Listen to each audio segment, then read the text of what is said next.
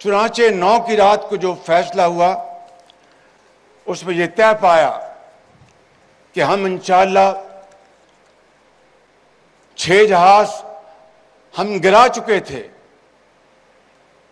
ये 5 जहाज थे जो कि कल पूरी तहकीकात के बाद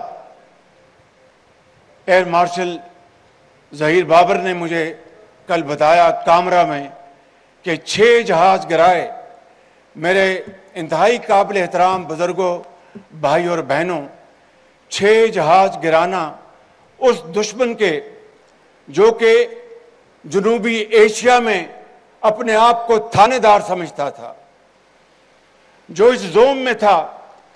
कि पाकिस्तान उसके मुकाबले में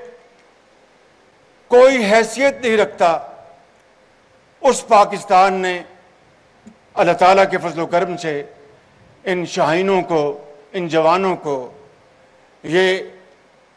जुर्रत अदा की और उन्होंने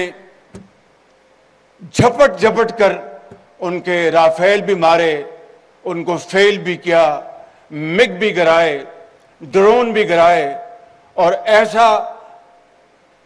डरावना ख्वाब दिखाया कि क़यामत तक वो उस ख्वाब से निकल नहीं सकेंगे।